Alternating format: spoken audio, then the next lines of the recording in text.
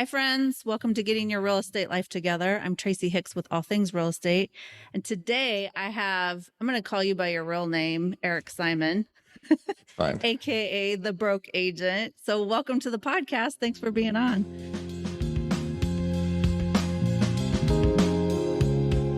Thanks for having me on. I'm excited. Yeah, me too. I talk to you on the phone all the time. Now it's nice to do it in podcast or on Instagram. form. Exactly.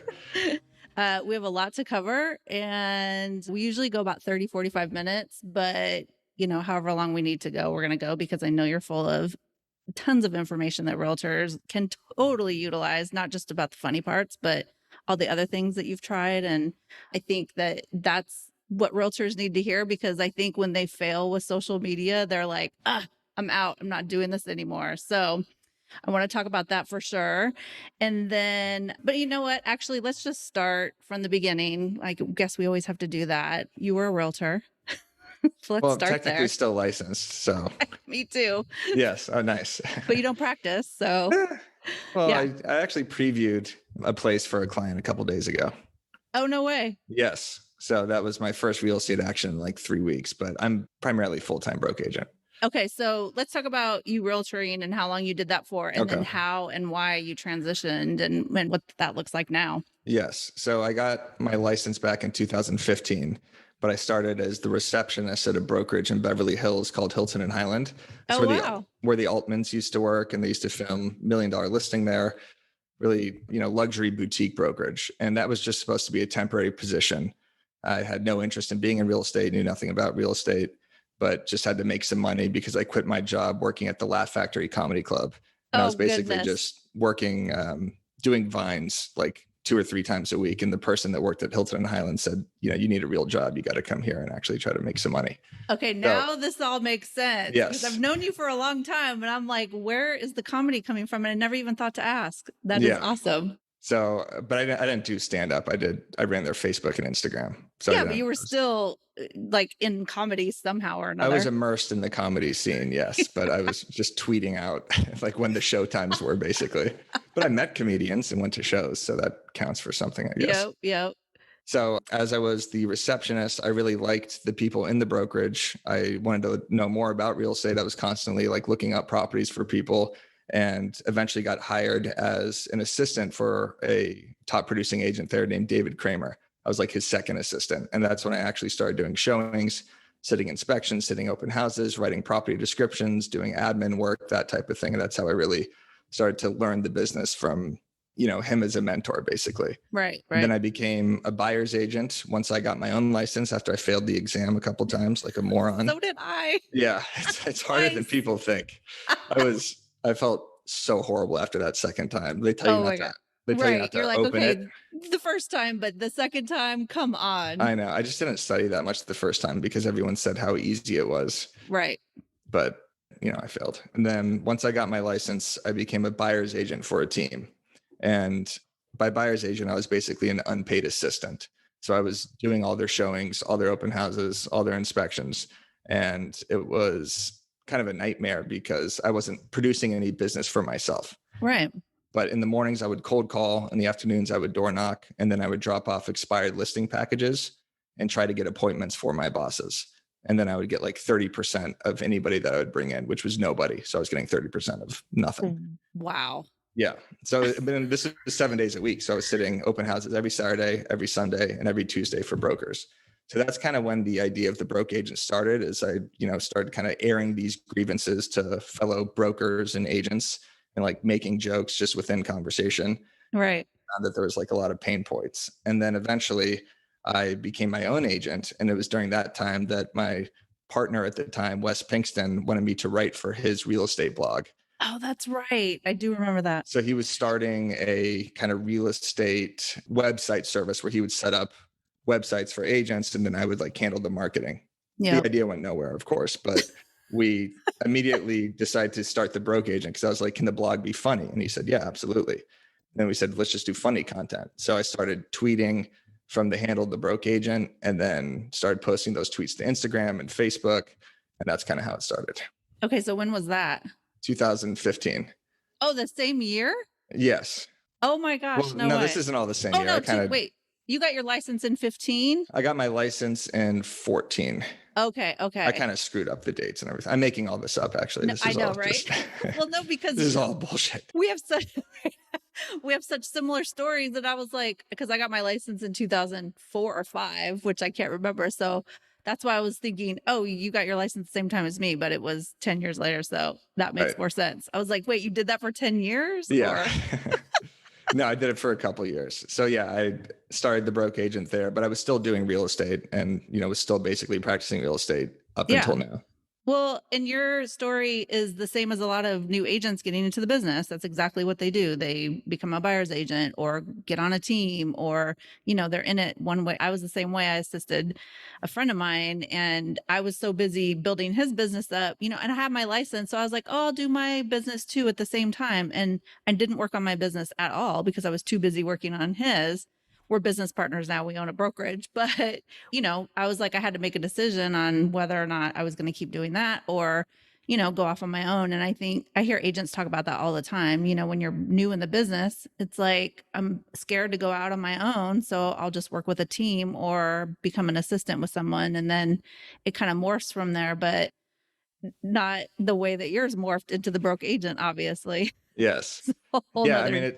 it's terrifying when you start because you know nothing. Like I remember not even really understanding what the escrow period was, or, my boss was asking me to schedule inspections, but he never told me what they were until like I actually went to one. So I'm hearing all these terms, like the real estate exam obviously teaches you nothing. And I failed that anyway, obviously eventually passed, but teaches you nothing. So you have no preparation until your actual experience.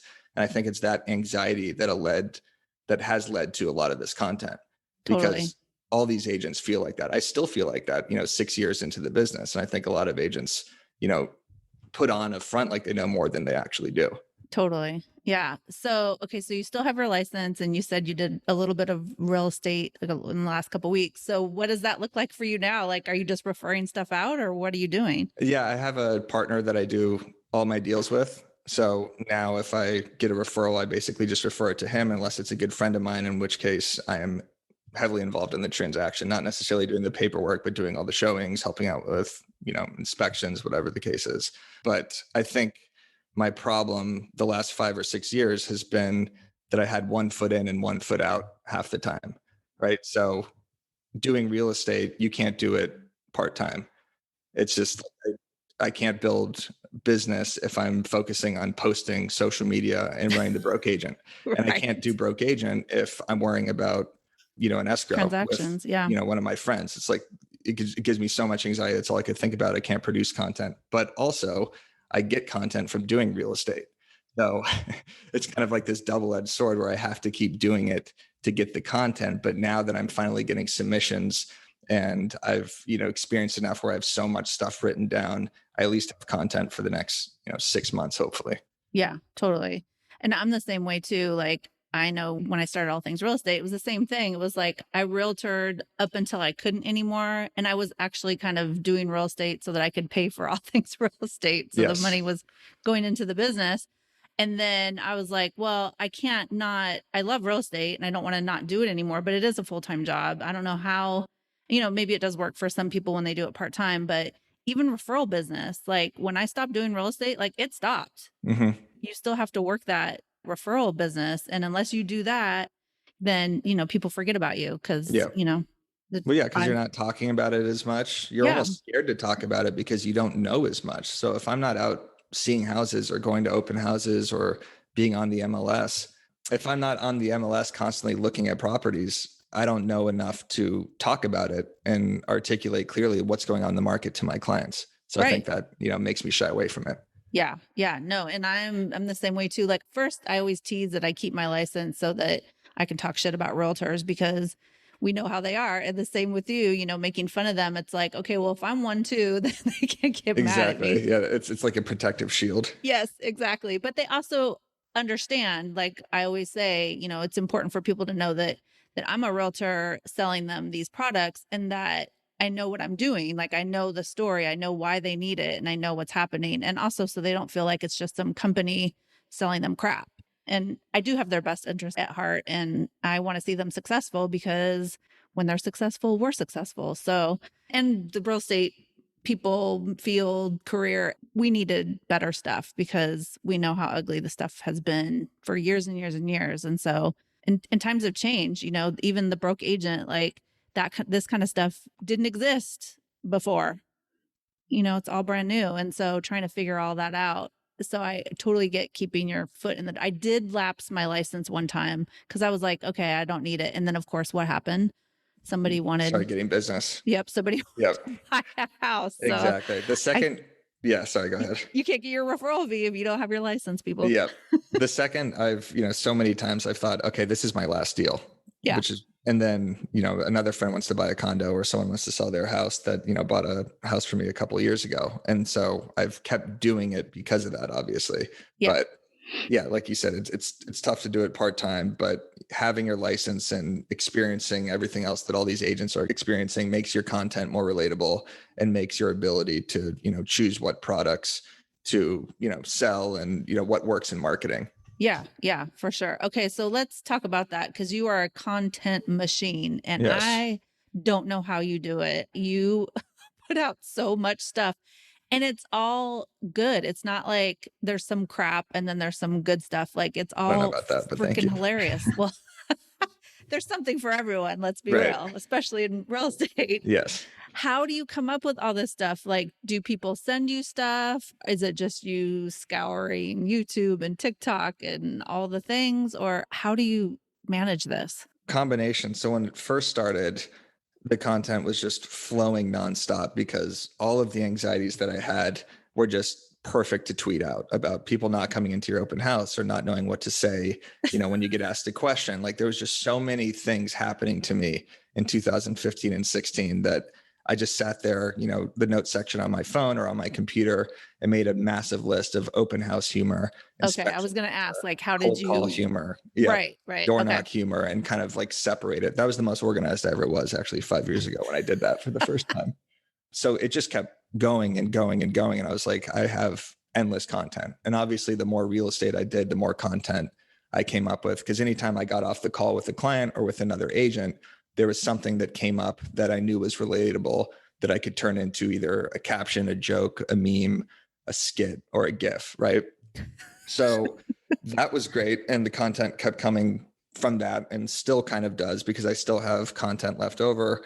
And, the little amount of real estate that I do, I still get it from there. Oh, totally. But thankfully, now there's so many other agents producing content that I could kind of figure out the grievances and what's happening in the market from what other people are posting.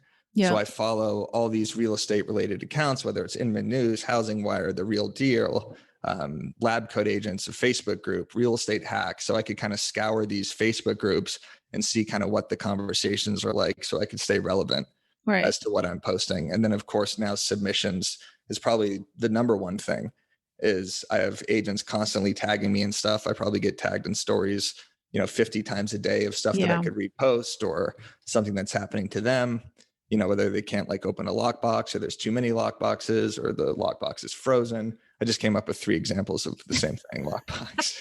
Exactly. But you know what I'm saying? Yeah. And so I could see that and be like, okay, yeah, agents can't open lockboxes. This is a joke that I could hammer, 15 times a year, basically. Totally. So, and then also I scour meme pages and other funny pages that are doing something similar. So I'll look at attorney problems, which is a similar account to mine, but for attorneys, or I'll look at corporate bro who does funny like tech sales humor. Sales humor is an account that I could look at and kind of, do actual sales jokes as well. And, capture kind of the mind of an entrepreneur or someone that's, working a commission only gig or that's working with clients. There's one called consulting humor. So there's so many accounts that I look at and I could see like, oh, this video is hilarious and going viral. Can I throw a stupid add an open house caption on it and make it real estate related? Right. Right. Okay. So are people sending you pictures of like, is some of the stuff you're using, like a realtor will send you a picture and go, oh my gosh, this is perfect for you to use as a meme? Yes. So Okay. realtors will send me actual videos, like, whether it's from Barstool or the Chive or some viral video they'll see on another account and say like, you got to caption this, or they'll try their hand at a caption and say like when the appraisal comes in low or something like that. Right.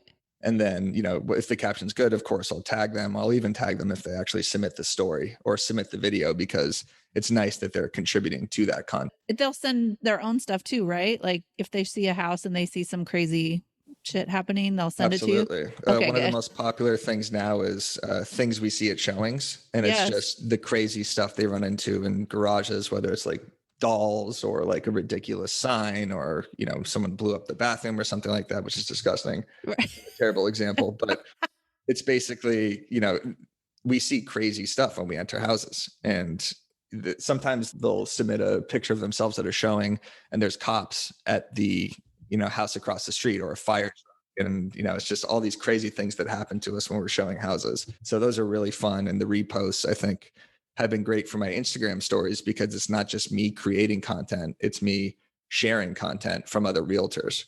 Right. So the broke agent has really, same as all things real estate too. It kind of, grew up from a baby and acted like a toddler sometimes, and was also a teenager, just like the trials and tribulations of business, and also the way that it's kind of morphed into other things, as a lot of businesses will, kind of finding their own and their niche, or, their stride or whatever.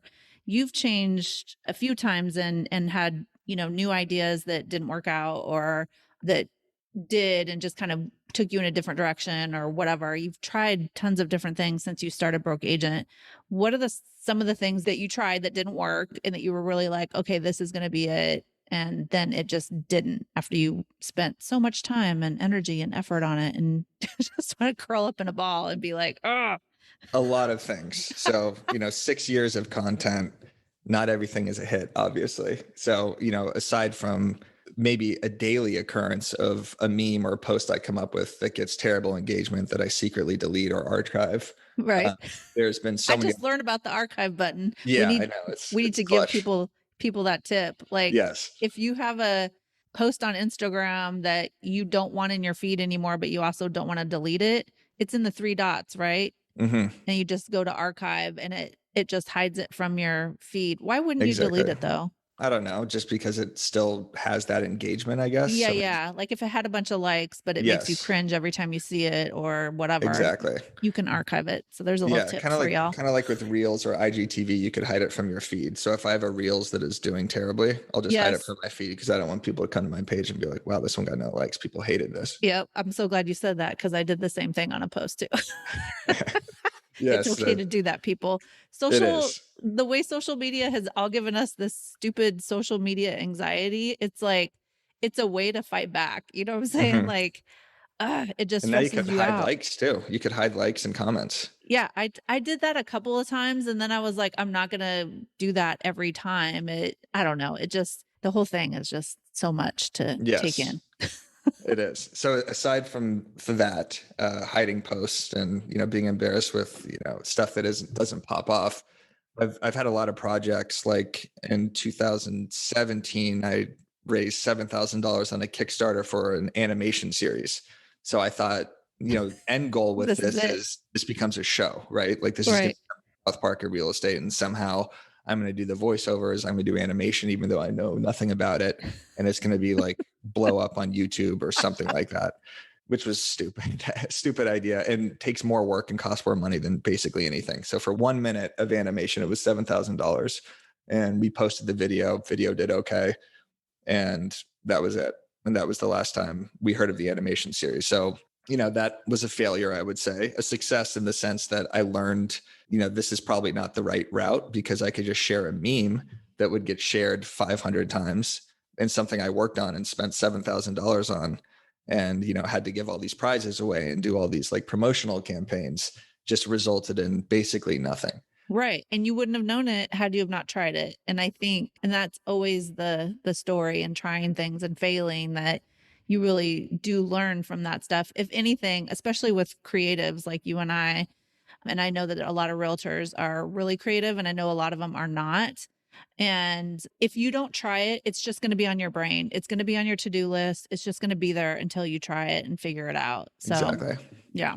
Yeah, so there was the animation series. I actually had a podcast in 2016 called Caravan Confessions. I think So, I remember that. yeah, so Broker's Caravan, I think that's a thing in other states, but in California, On You do Tuesdays, caravan. yeah, you do caravan. All the brokers go and check out the open houses of all the inventory. Then I thought this would be a cool podcast to have, all the crazy stories that happens, not just during caravan, but during showings. And, we did about 10 episodes. I was the host. I just wasn't a good host. I wasn't, I wasn't great on the mic yet. And I didn't know what questions to ask. And it was very guest dependent as well. So Yeah. if the storyteller was not charismatic, then the podcast wasn't great. So I wasn't going for guests that like I knew who they were, or I knew they were articulate, or knew that they would, be exciting to talk to. It was just people. I would just put the word out and be like, "Hey, do you have a crazy realtor story?" And then someone would come on and be like awkward. So I stopped doing that also. And then YouTube, I did a couple real estate rap videos that are awful and almost made my dad disown me. And looking back on it, it's like, 2015, you could be, or 16, you could be way more free with your humor. So Right. it's like, I don't know, it's pretty cringe inducing at this point and probably should be wiped from the internet. Scrubbed. Yes. Oh my gosh. And then I did, some like YouTube, not vlogging style, but kind of skits that weren't great. Cause I thought, okay, this is, Instagram, there's no really money making opportunity, at least in 15 and 16. Right. There was like brand deals and you could plug merchandise and stuff. But before Reels and IGTV and before my audience was big enough, it was kind of like the YouTube boom of vloggers like, Logan Paul and the FaZe Clan and, these YouTubers. And I was like, well, I could be that for real estate, but never fully committed to that. So that was another failure.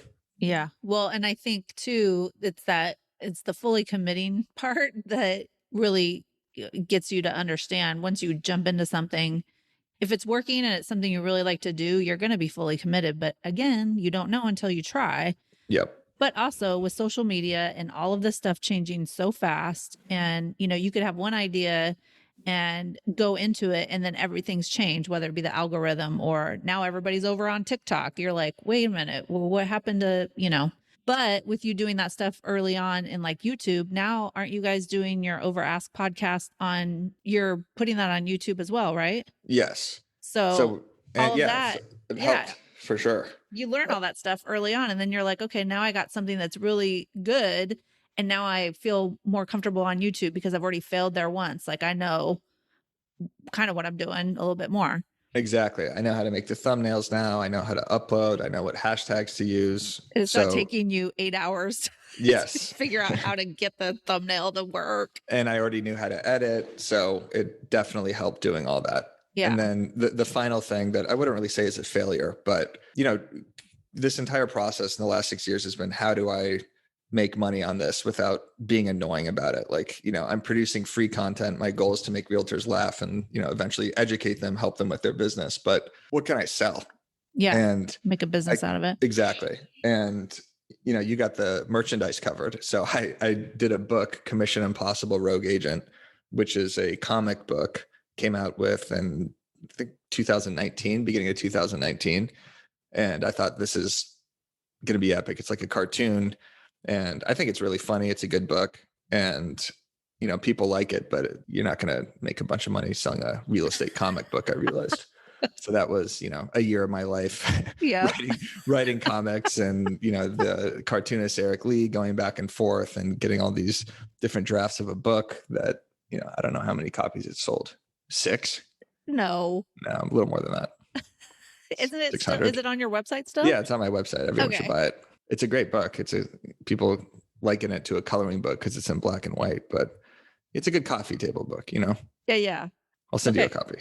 Yeah. So now we're talking about like merchandise and figuring out how to make a business out of something that you love doing. And, obviously being in the real estate realm. So I know when you and I have been trying to collab for a long time on figuring out how to get broke agent stuff on our products and doing a collaboration. And a couple years, I mean, it's been like 2 or 3 years, if not longer, but you're in a different place now than you were 3 years ago. And so for us trying to figure out how to, because obviously it was funny because I was explaining this to somebody the other day about our collaboration. And I was like, his stuff, you can't really market it to your buyers and sellers because they're not going to get it. And she was like, it's office talk. And I was like, yes, it's water cooler jokes. That's exactly kind of what that is. And the only people that are going to get it are other realtors. So you made a few changes over the last couple of years and transitioning kind of really where you want this thing to go. I know you wanted to do more speaking engagements and the podcasts and things like that. And then you hooked up with Coffee and Contracts to do some of the content there, which is a great pairing because you have all the content, but you just kind of had to take it down a notch, which is what I was always saying, like, okay, we got to like the least raunchy stuff or whatever is the stuff that Yes. we have to sell. Because if somebody comes on our site, we have a broke agent section and we, kind of put a little explanation on there, but somebody going on there, they're like, what in the hell is this? Right. So Little we, disclaimer. exactly. So you got to take it down a notch, but that kind of started to naturally happen for you anyway. So talk to us about kind of that transition in the business. And then also let's talk about Coffee and Contracts and what you're doing over there as well. Yes. Well, I don't want to act like I'm losing my edge here. So I'm not really Sorry, not at all. He's still edgy, tuning it folks. down a notch. I mean, I think there was kind of a switch like early on with my content. I had to be loud and I had to get people's attention. So whether that was, using more curse words in my content or being edgier or coming out with a rap video or making content specifically for realtors that was even crapping on other realtors. So a lot of the content was darker and kind of spiteful towards the real estate industry because I was angry that there were all these top producers crushing it on Instagram and I wasn't. And so a lot of my content was just like, how do people even like doing this that aren't doing well? And how is everybody doing well? Because it seems like I'm the only person in the world on Instagram, at least, that isn't doing well with real estate. So yeah, the content kind of started to evolve when I realized that people liked sharing the content on Facebook, Instagram, Twitter to their social for their marketing too, to like say, to share something funny. They wouldn't share the ones that were derogatory towards their own clients. And they also didn't like necessarily sharing it with @ the broke agent watermark on it. So I always saw a lot of comments being like, how could you share this on Facebook? Like, aren't your clients going to see? Isn't this guy kind of giving away secrets? They're going to make you look like an incompetent moron as an agent. And I was like, whatever. That's what's great about Instagram is people could tag each other. It's a more intimate platform. Not everybody and their grandma are going to see the posts. So Haley from Coffee and Contracts hit me up, I guess now over a year and a half ago, and wanted to do some like kind of influencer marketing. So she runs an entire template and social media marketing platform where she produces monthly content. There's a ton of templates on there. It talks about caption strategy, and it's just like a one-stop shop for realtor social media content calendar. She does like webinars with them. It's really incredible. And then she said, I looked at the platform like, holy crap, this is like, this is exactly what realtors need. So many realtors don't have time to produce content, and a lot of realtors aren't creative enough to even come up with it. So this is perfect. And then when I was thinking about doing the deal with her, I said, oh, maybe I could come up with some funny content. And then I had to completely kind of switch the way I'm thinking, where it's not agent to agent content, but agent to client. Yeah. So I can't be vulgar about how much you hate your client that's not that has seen a million houses and isn't writing an offer. It's kind of content that more trains the client into being like, oh, this is how I could be a better client also. Or stuff that's more educational about the market, whether it's infographics or jokes about it being a seller's market. So clients could actually see this isn't just happening to me. Like, I've written 50 offers and haven't gotten any accepted. So the entire content strategy for that has changed. And that's been great. So basically you could put your branding on it. You could put your logos and use, my content monthly, as well as all the Coffee and Contracts content, which and has are been you creating new great. stuff for that, or Yes, every month I create every month? like Okay. 30 to 50 pieces of content, whether it's 15 GIFs, infographics, templates, funny reels ideas, captions, stuff like that. Wow. So it's humor in marketing is the best type of marketing, I think. Yeah. And it really works for real estate, and everyone's bought or sold a house at some point, or at least dealt with a realtor. So this type of content for clients, for agents to share, gets more engagement than an average just sold post. Right. So people are loving it, where they're like, I want to post funny content, but I'm not funny. Or I want to share the broke agent content, but there's a marking or there's a watermark on it. So well, solution. And also consistency is probably one of the biggest hurdles for everybody, but realtors, especially because they're so busy. I always say that they're ADD, but they're just busy dealing with their client stuff, and marketing themselves is always the last thing that is on the to-do list. And so having curated content where you can tweak it a little bit to match your personality is huge right now. Obviously, you see a lot of that happening, but I think anything that can help you be consistent and a little bit organized is always super helpful. Yes. And, one of the things we talk about on our podcast all the time is about social media and content strategy and how often you should post. And I always, think of the realtors that are crushing in real estate. They're probably thinking, how the hell do you have the time to even think about this or do this? Like you're talking about posting 15 Instagram stories a day Yeah, and exactly. posting 5 reels a week and, using these hashtags and tagging your location and doing all this crap. Like I can't do that. So this helps. And I think, realtors need to understand that social media, like not posting on it isn't, you're neglecting such a massive lead generation source and such a massive, branding. And if you're neglecting that, you're going to lose leads that you could be getting.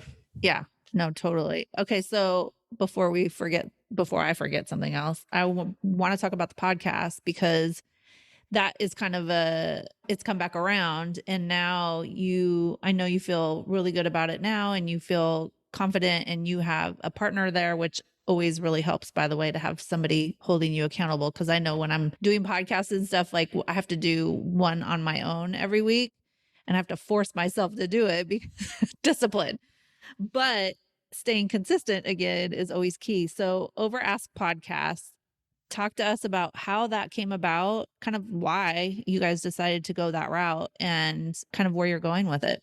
Yes. So it's called Over Ask and it's with Matt Leonetti as the co-host. Matt Leonetti is a hilarious realtor that works with the agency in Canada. And I've seen him, I don't know, like 2 years ago, I saw his hilarious videos that he posts on Instagram where he, does my memes. Not that he steals my memes, but he does, funny real estate humor and then acts it out, whether it's in the form of a listing video that he's singing to, or it's a funny phone conversation, or just any sort of like client interaction or agent on agent interaction. And his videos were just crushing. And he had such a funny, relatable personality. And I did a agent spotlight, which I was doing kind of January, February, like right before the pandemic of last year, where I would highlight an agent that was doing funny stuff on social media and like promote the hell out of them on my page. And he did one. And after that, we are like, we got to do some sort of collab. But, pandemic hit and it's like, what am I going to fly up to Canada and do Instagram skits? Like I did those. Those failed too, by the way. I did Instagram skits that were like the worst things ever. That must have been so time Oh consuming. my God, the Instagram skits. They were just, I don't Trying know to if do you a remember. video in general, it takes me 100 takes. Like I know. 3 hours in, I'm like, I give up. I know it's really tough. That's why memes are so much easier. And it sucks that the algorithm's changing where you like, it just doesn't matter anymore. Right. But so he does these videos that are like really high production. And we were like, we got to collab somehow. And I just kept talking to him on the phone, like about content and, what videos are working. And I'll promote this one if you promote this, vice versa. And we said, let's do a podcast, came up with the name Over Ask because everything's going for over asking right now. And, over ask, like you're asking questions to the guests, Yep. genius title. And it was, it started basically where he was just going to be the host and it was going to be presented by the broke agent because I wanted to not produce so much content and thought this is a great way to produce content and Without. provide value and education without participating. Yep. And then I could just promote it. Sure. And he was great. Like he did a couple on his own. He interviewed Mauricio Mansky, who started the agency, Maya Vander from Selling Sunset. Like I missed all the big guests. And then I was co-host for a few of like the ones that were with close friends. And then we realized that we have great chemistry on the podcast. And then we started doing clubhouses together and people loved our back and forth banter. So I became the co-host also. Oh, funny. Yeah. Are you still on Clubhouse? I'm over Clubhouse. Oh I my think. gosh, everybody's saying that. I'm so glad because I never got on it. I couldn't do it. I Yeah, was like, it was really fun, kind for a of like minute. December, January, February, like 6 months ago, because everybody was locked in their houses, Right. and it was great to like listen to live podcasts, but I think the novelty of it kind of wore off. Wore off. Yeah. I'm waiting for him to turn into a TikTok video, something, or I'm sure it'll morph into something else. Yeah. Well, I mean, I think Twitter came out with Twitter Spaces, which kind of I hurt heard about that. Clubhouse because it's like if you already have an audience there, why build another one on Clubhouse? Right. So, I think they're trying to do some monetization feature also, which might help it. So then you could actually, tip the people that are talking. But it kind of turned into a lot of fake gurus that were just Yeah, love to hear themselves talk. exactly. Well, and Instagram is doing that now too. And Facebook, I swear they're always just chasing each other around like, oh, well, you do that. So I'm going to do it too. And then just Instagram, Facebook. I can't even believe you Twitter because that would drive me insane. Oh, posting on Twitter. Yeah. I still do it like 5 or 6 times a day. That's kind of What? like it's like my dumping ground for jokes. So if I am trying to see if it'll work on a meme, I'll just fire it off as a tweet, just as a thought, and then see how that performs. And if it performs well there, then I'll do it on Instagram. Wow. So is there a lot of realtors on Twitter? I think so. I don't know. I don't really follow too many other realtors. It's just another way to promote stuff. Like I want to be where everybody is. So if you're not on Instagram and I come out with a podcast, maybe I could hit you on Twitter. Right. But Okay. Twitter's time consuming too. And the growth there is Oh, really difficult unless you're doing like sports or politics or like dunking on people or being really controversial. I don't right. think like real estate humor is that big of a That's deal on the Twitter. platform for it. Yeah, exactly. I don't know that realtors can actually really, I don't think that's the best place for a realtor to be promoting. Now, if there's some that are doing really well, then great. But if you feel like you have too many social media platforms that you have to promote on, you can axe Twitter because Agreed. unless that's your audience, but I'm highly doubting that. Yeah, I mean, I don't like promoting listings and pictures don't do as great on Twitter. So yeah, like you said, I don't think you should spend too much time on there. There's No, no, plenty of other places. exactly. Like Too your many. website. And Yeah, I mean, exactly. I hate to push Instagram, but I mean, Instagram and actually Pinterest. I don't know about you, but it's been a sleeper, but we're putting more. I mean, that's where all the realtors are for the visual stuff. If they're looking for kitchen inspiration or putting together a board for an agent. I mean, Pinterest is really somewhere that they can really utilize what they do for a living. And so we started doing Pinterest ads. It's insane. We had like 470,000 monthly views on Pinterest. Oh my God. No. So check this out. So Pinterest got smart and they've been running ads, but it is so antiquated. I could not figure it out. And I don't do our own Facebook ads and stuff like that. That is one thing that I do not ever, ever in my whole entire life want to learn. I It's don't want very to know any difficult. of that stuff. But Pinterest, they knew that. And so what they did was they have a team of people that will help businesses get their ads going. And then they don't manage them per se, but they check in with you once a week and help you make tweaks to it. And we spent a couple $1,000s, I think, last month on Pinterest ads. And we now have 1.1 million monthly views. That's crazy. So Isn't it? it's an actual team from Pinterest themselves, like their employees that help you.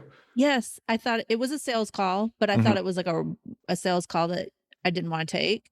Right. One of those, I can help you with your ad things. Right. But she was actually from Pinterest and it took her a couple times to reach out. And finally she called and I was like, yeah, you're just another ad agency trying to sell me, your services, which I get it, but I didn't want to do all that. But no, once I learned they were actually from Pinterest, I was like, that is genius. Because now Pinterest has all these people spending money on ads with them. Wow. Yeah, that's a completely untapped, avenue for me at least. I Oh, haven't even thought about the word Pinterest in 5 years, maybe. okay. Well, start off by putting your podcast on there. I'm not kidding. Can you post clips? Yes, you can we put our audiograms on Oh, wow. Pinterest. Yeah, and they get huge showings. And Wow. they've moved to, they have like, I forget what they call it. They all do the same shit. They just call it different things. So Pinterest just started stories, but they call it something else. Pennies or something. Right.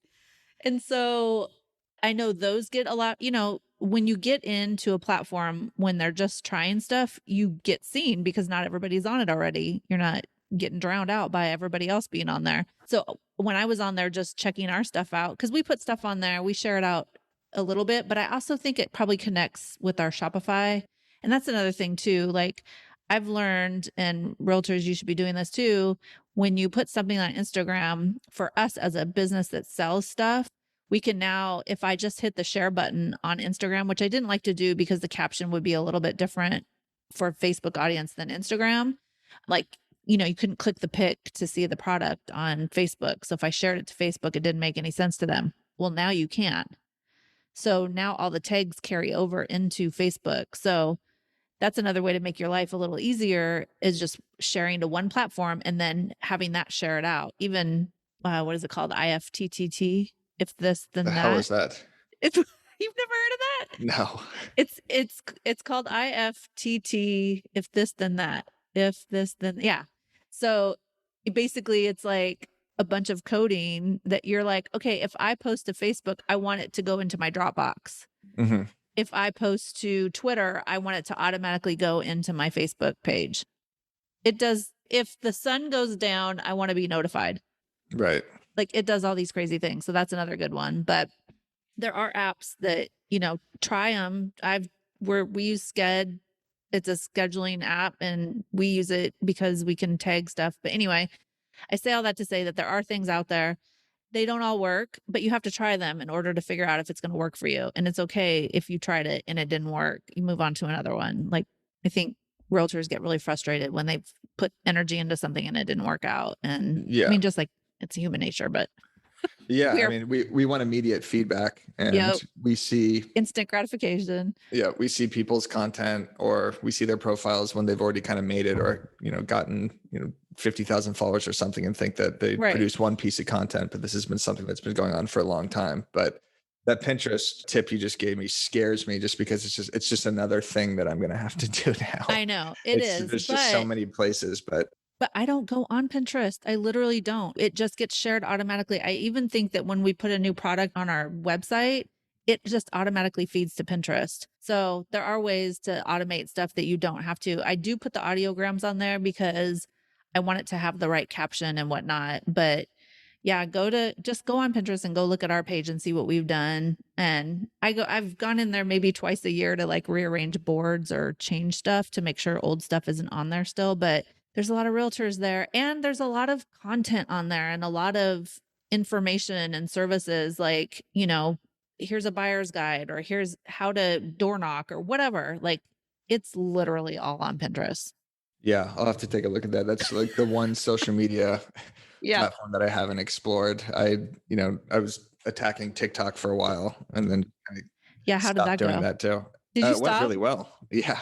I got one that I got like 500,000 views. All my videos were actually doing really well. And I think I got Yeah. up to 10,000 followers, but you really have to be in the mood to produce a TikTok. Like, Seriously. it's way easier for me to just hide behind my phone and post a meme or something, because it's Yeah. not on me. So if I'm not in the mood to film a TikTok, or the lighting sucks, or my facial hair doesn't look like how I want it to look or something, I'm not Yep. performing, I'm not filming it. Yeah. So it takes way more confidence to, post a bunch of TikToks, but the growth on there was ridiculous. Like one video, 500,000 views with, I don't know how many followers I had at the time, maybe 2,000. It's Wow. crazy. Okay. Well, that's something for people that are listening to hear because you just said that you tried something that was really successful and still chose not to do it. And that's Yeah. okay. Yes. That's something I need to keep doing it. Yeah. I think, when Reels came out, I kind of breathed a sigh of relief, because I was kind of hoping something like that was going to happen, because I Where you could had my just do it on built-in one. audience. Yeah. Exactly. But there's still the younger demographic that I want to hit on TikTok, and there's still that massive crossover. So, and the TikTok editing is incredible. It's so easy. And it's kind of great to learn vertical video and see what songs are trending, because that also translates to Reels. So you can still take your TikToks and put them on Reels. Right. Just Right. edit out the watermark from TikTok. Yeah. See, this is where I start glazing over. Yeah. Okay. I'll shut up. Like you have to do this and then do that and then this and then that and that and that. And then you have your videos done. Like Hmm. I did a reels yesterday on decals. It took me an hour. Yeah. It's Yep. like, because it I has to know. be right and you have to find the right song. And yeah, It's Yeah, you still just good to have to do. be like, I have to have creative space too. So like I live in a small apartment with my girlfriend, and it's embarrassing if I'm like in the other room, like Thank you for saying that. lip syncing to like Eminem and putting a real estate caption on it. It's Oh, horribly embarrassing. it's You embarrassing just doing it on your own. I can't imagine I knowing know that there's it. somebody else in the Oh building. my God. Like if she like takes our dog Miles out for a walk, that's when I You're have all, like I could do it real 30 fast. minutes. Yeah. I like go in my bathroom and where the lighting's good. Oh my But I just gosh. kind of like stopped doing it because Instagram, when it came out with Reels, just started growing so much more also. So I just focused on that basically. Right.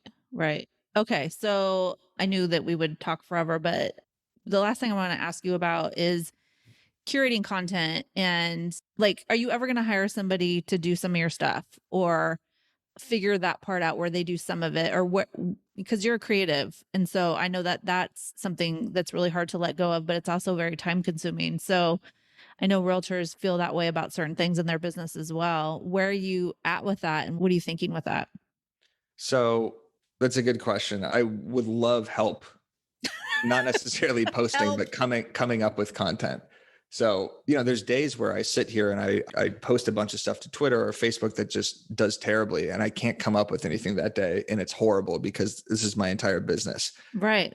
I get anxiety like, oh my God, if I, go on a drinking bender for 3 days or something, nothing will get posted, right? Right. Unless I schedule everything out. So now, because there's so many agents that are producing funny humor, like Matt Leonetti, there's actually agents, there's Derek Gregory, who you should follow. There's Taya DiCarlo, who produces great reels. I could actually like repost their stuff, which is funny. So I could at least do that. But as far as someone operating my Instagram, I would love to get to that point, but I do enjoy it. And I think it's really important that I still maintain the voice and the integrity of it. So someone else started doing it and it became cringe, or they started posting stuff and didn't have the judgment to figure out what was funny or not, then it hurts the brand. So anytime something gets posted that isn't funny, even if it's just on my story, or just kind of like turns them off, or it's like a promotion that's done in a way that I wouldn't do it, you lose people. So I don't know. I would love to get to that point where there's someone else operating it or it's more scheduled out. But I think the good news is there's so many creatives now that are realizing that humor in real estate's a great, avenue to go down, that they're producing so much. And there's so many other people like creating memes right now also. And just realizing like, wow, I'm going to get way more engagement on this than an escrow post. And it's relatable, even if they're just sharing it to their stories or posting it to reels. So I'm doing a lot better job at farming content and, knowing what creators to follow to kind of, piggyback off them or repost them because they get more followers too. And then we have the over ask page that, Matt Leonetti helps and posts on that. And then I have bad real estate picks, which is what it is, bad real estate picks.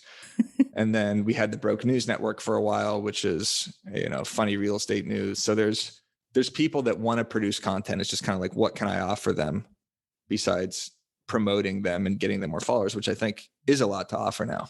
Yeah. So I'm Totally. hoping that, I mean, if you're listening to this and you want to help produce content, hit me up. I'm open. Exactly. Are you scheduling your stuff out or how do you do that? You're No, not just sitting there randomly and I'm posting. literally sitting there randomly and Are posting. you But if I serious? go, I mean, I have so much stuff written down and stuff saved in my phone and videos ready and people to tag that have like submitted those videos. So I have like a bank that would probably last me a year if I never came up with anything ever again. But I am, in real time posting everything. For stories, I don't think, can you schedule stories? I don't think so, right? Yes. Well, Okay. I think you can with an app like Okay. Schedulegram that we use. I do believe you can. Yes. Got it. Okay. Well, I'm not doing that. Maybe that's what you do, Eric, is you have all this content, you just get it like a week's worth of stuff and then have somebody do the scheduling part because that is time consuming. So it's still your brand, it's still your voice, it's still you. Cause I think you're 100,000% right. You can't, somebody else can't be the broke agent. You're the broke agent. So it has to come from you. Yeah, and like DMs and everything also, like you have to keep fostering the community that you built. So if I stop responding to people in direct messages or on stories, Yeah, they lose interest because I totally. mean, think about it from, someone else's perspective. If I DM like Ryan Serhant and, you know, he's responsive and then he's not responsive to me for a month, I turn against him or I think he's mad at me or something. Right. So that's how, you know, it is for people that follow me possibly, where they're like, you know, screw this guy. Like, this guy's not responding to me anymore. I don't want to interact with his content. So I try to like schedule out some time the second I wake up, like, you know, this is the time I'm going to go repost stories. And this is the time that I'm going to respond to at least like 30 DMs to, Right. you know, keep that going and conversation going, because those are your most loyal people, are the ones that you're interacting with, that you have like inside jokes with, that are like guaranteed if you do another stupid Kickstarter or something, they'll throw you a couple of bucks. Right. Well, it sounds to me like you need to do a time audit. You need to write Yes. down all of the things that you do and how often you do it. I'm telling you, I did that one time Hmm. and it helped so much. I literally it was staring me in the face, the problem. And I was like, oh my God, I've been doing this way for so long and didn't even see it because you're in the business, you know? But I think if you wrote all that stuff down and then, because you're still going to do the stuff you do, like it's not like you're going to delegate everything, but if you can delegate some of the things and then get some of your life back, like, Yes, that would be ideal. And then I could focus more time on like coming up with the templates and yeah, products and writing these ebooks and kind of right. promoting the brand more in a And more your effective business, way. like Yes. you're not in it for the fun of it, you know? No, And certainly not. It's I not fun at forget all. that. Right. I forget that sometimes though, where I'm like, you know, oh, this is so cute and I love this new product and this and this and that. And it's like, okay, this is a business. Like, you know, if stuff's not going to sell, then there's no point. But that creative side of you just tends to take a hold and you're like down the rabbit hole and 3 hours later or weeks or, you know, where you've done something that didn't behoove you and you're like, but again, living and learning, you know, those mistakes. Okay, so we've talked about, I think we got everything, right? All the I think, things. yeah, I think we covered everything. Okay, Anything so that could ever be talked about was I covered. know, right? I'm sure we could do another. Well, I'm going to come on your podcast and then we'll just continue the conversation. Exactly. Yeah, we're excited to have you on.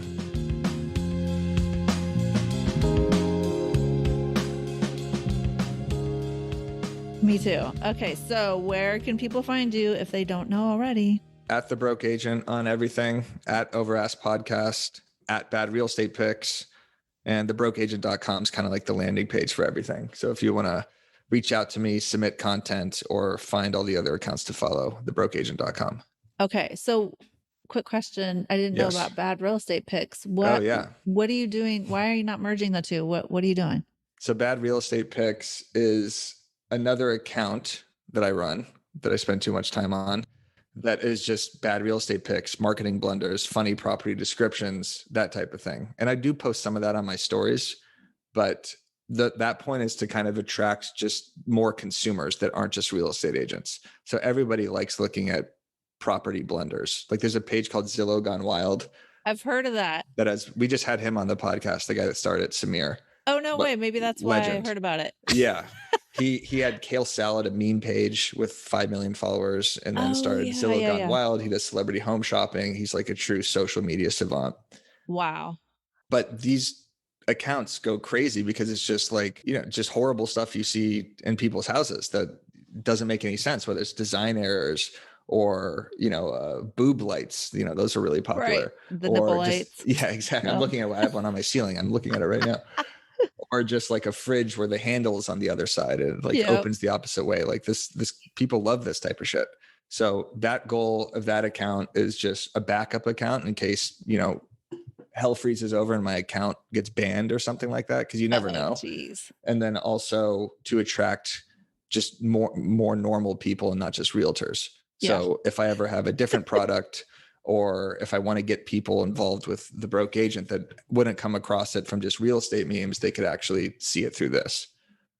Got it. Yeah. Okay. And that's at Great. like 70,000 followers almost, which is cool. Oh, nice. Yeah. How did you? Okay. Sorry. I always do this. We always end and then I'm like, oh, wait. These are how our phone conversations go. Exactly. Exactly. How long did it take you to build up your Instagram? I mean, it was pretty quick because it's pretty funny shit. Thank you. Did it take a while? The broke agent Instagram. Yeah. Yeah. So that popped off pretty quickly, actually, It because did. in 2015, it was so much easier to grow an Instagram account. So starting a meme page now is near impossible unless you're posting reels. Right. But there wasn't anyone that was just doing really funny, relatable, dark, unfiltered real estate humor. There's Lighter Side of Real Estate, which is a huge Facebook page, but that Yeah. was kind of more, cookie cutter not ebook, e-card type of posts. Yeah. Yeah. And now they do memes and everything as well. But there wasn't anything on Instagram yet, at least that I had seen. Yeah. So that picked up quickly because Tom Ferry like reshared it and Ryan Serhant reshared it really early on. So, we picked That up helped. 10,000 followers pretty quickly. And this is from posting at that time, probably 5 or 6 times a day and liking hundreds of photos. So I would go on hashtag realtor problems and like photos from the second I woke up to fell asleep because Instagram would not block you yet. This wasn't like a thing where anytime Instagram detects any bot action, they block you. And I would follow accounts, unfollow accounts. Like I was doing so much community engagement and outreach, posting in every real estate Facebook group. Like I was a machine. Right. I think that there's that misconception that, well, not misconception, but for realtors, they think they have to have, we have a couple 100,000 followers, and that is good for us because we're a business that sells products, so people see that differently. As a realtor, though, I just want to reiterate that it's not about the numbers. It's about how you're engaging with them. And you want good quality people that are going to end up buying a house from you, not just Joe Schmo from Alaska and you live in California. You know what I'm saying? Well, actually, that guy might buy a house in California, so that might work, but you get my point. Yes. Having an engaged audience is way more important than just the numbers, Yes, for sure. exactly. And Yeah. it takes a long time. Like people get discouraged after posting a few times and not getting that immediate feedback. And it is discouraging for sure. It's like, well, why am I wasting my time doing this? 5 people liked it. But it's a massive process. And if that's going to happen, then don't do that. Just do the stuff that works for you and, that you're actually going to do. So I just wanted to say that because I know we both have pretty high follower accounts, but it took a lot of work. I mean, we're 6, 7 years into the business, so it took us a long time. And we have, niche products. Like all I have to do is target realtors. Real estate agents have to target anybody because anybody could buy or sell. So it's a little bit different. So I just want to put that into context for folks. Definitely. All Yeah, right, Eric. it is Thanks difficult. for being on. Yeah, this is really fun. It's nice Sorry to catch the up. video cut off, but I guess it I doesn't know, matter. right? How funny though that would happen to us. Like I know. we had camera issues, people. It's kind of funny. So we're talking to each other on Zoom with no video right I'm now. just looking at nothing right now. Exactly. I'm actually watching the Yankee game in the background. Right. No, I'm Yeah. just kidding. I was watching the postman just walk by waiting for the dog to bark. So yeah. Oh, you know what's hilarious right now? So I just checked my YouTube notifications and someone commented on my most recent podcast. What happened to the animated series? I want to see that. No way. Yeah. We're not even live right now. No, we're not even live right now. Creepy. 56 minutes ago, some guy named BJ Plays. Oh my God. From that YouTube is so funny. posted that, which I is thought you were going to say something about Pinterest. no, but I mean, Pinterest is targeting you right now. Right. It's still pretty meta though, that happened. Super. You might have to bring that back for a second. Like, yeah, I'll raise another $5 million to produce 2 minutes of content. Right. Exactly. You're like, just add that to my 24-hour a day Exactly. job. All right, Eric. So go listen to Over Ask and go follow. And then we have merch and go to Coffee and Contracts. We'll have all these links in the show notes as well. So you guys can just link there. Thanks again, Eric, for being on. We appreciate you keeping it funny. I almost said keeping it real, and that was going to be really corny. So Yeah, let's not. I'm glad I changed it. Thank you. Thanks for being on. Of course.